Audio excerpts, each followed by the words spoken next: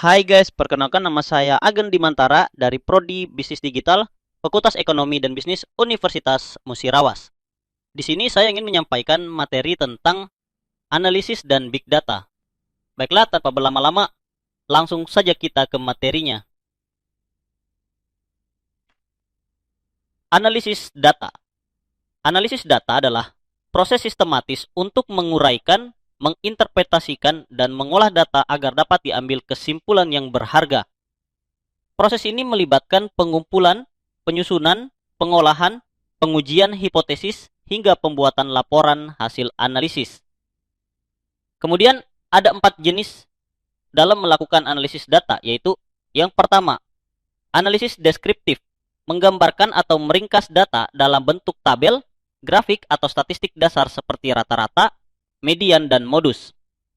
Yang kedua yaitu analisis diagnostik, analisis yang menggali lebih dalam untuk mengetahui penyebab dari suatu fenomena atau tren yang ditemukan pada analisis deskriptif. Kemudian yang ketiga yaitu analisis prediktif, analisis yang menggunakan data historis untuk memprediksi kejadian di masa depan, menggunakan teknik statistik atau machine learning. Dan yang terakhir yaitu analisis preskriptif, analisis yang memberikan rekomendasi tindakan berdasarkan hasil analisis data, seringkali dengan bantuan algoritma canggih.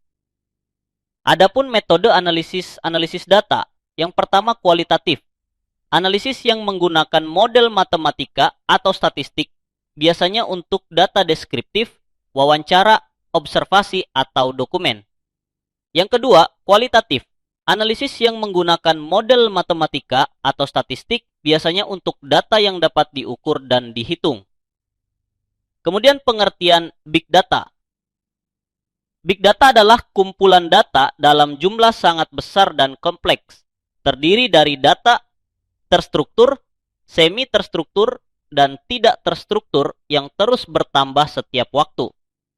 Big data tidak dapat diolah dengan metode tradisional karena volumenya yang sangat besar dan kompleksitasnya yang tinggi.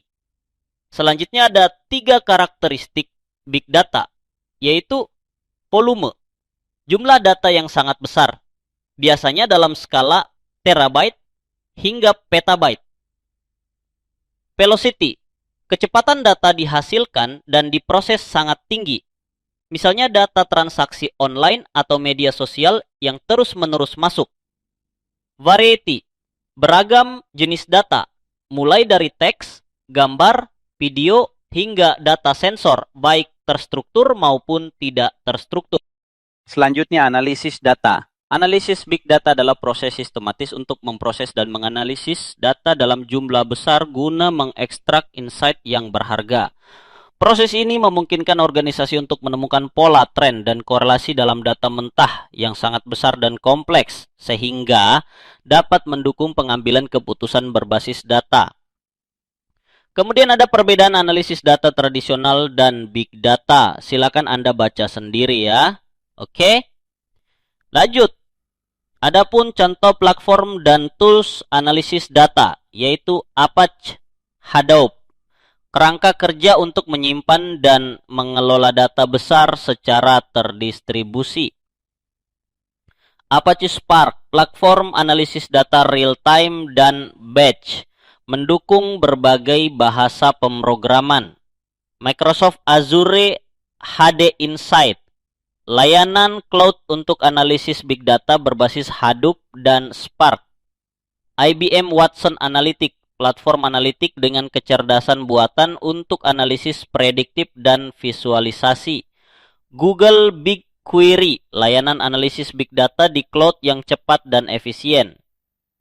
Tableau, platform visualisasi data interaktif yang mendukung integrasi dengan berbagai sumber data. Kemudian ada beberapa manfaat analisis dan big data, yaitu mendukung pengambilan keputusan berbasis data, mengidentifikasi tren dan pola tersembunyi, memprediksi perilaku pelanggan atau pasar, meningkatkan efisiensi operasional dan inovasi produk.